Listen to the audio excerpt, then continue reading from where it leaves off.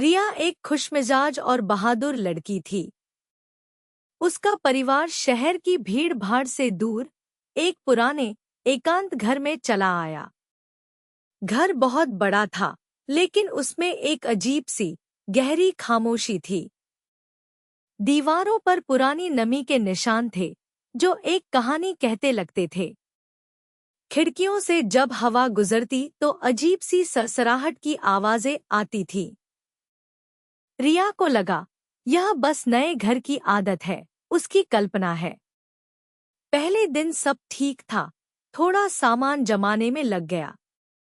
रात में रिया अपने नए कमरे में थी, बिस्तर पर लेटी किताब पढ़ रही थी।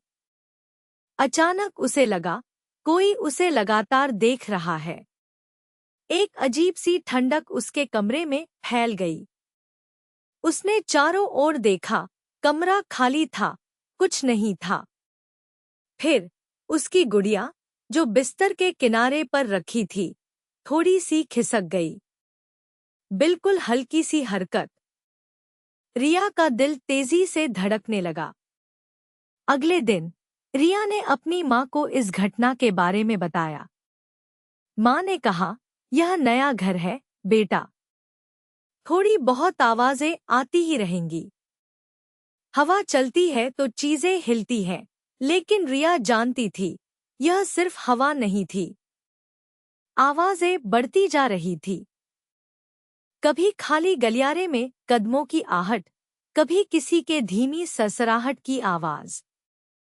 एक रात रिया को एक अजीब सी धुन सुनाई दी, बिल्कुल पास से, जैसे कोई लोरी गा रहा हो। लेकिन घर में कोई छोटा बच्चा नहीं था, कोई लोरी गाने वाला नहीं था। धुन बहुत मीठी थी, पर उतनी ही डरावनी भी। रिया का डर अब जिज्ञासा में बदल रहा था। वह धीरे से बिस्तर से उतरी, आवाज की दिशा में गई। आवाज घर की पुरानी गैलरी से आ रही थी। गैलरी बिल्कुल अंधेरी थी, रोशनी भी ठीक से नहीं थी। ठंडी हवा का एक झोंका रिया के चेहरे से टकराया। उसके रोंगटे खड़े हो गए। वह धीरे धीरे आगे बढ़ी, हर कदम फूंक फूंक कर रख रही थी।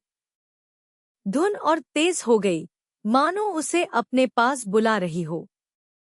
गैलरी के बिल्कुल अंत में एक पुराना, बड़ा शीशा लगा हुआ था। रिया ने हिम्मत करके उस शीशे में देखा।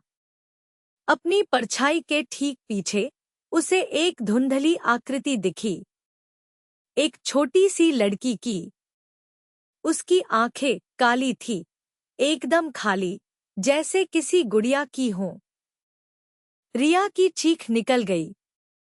शीशे में वह आकृति रिया को घूर रही थी, जैसे वर्षों से उसका इंतजार कर रही हो। क्या यह सिर्फ एक बुरा सपना था, या कुछ और भयानक? रिया अब इस घर में अकेली नहीं थी।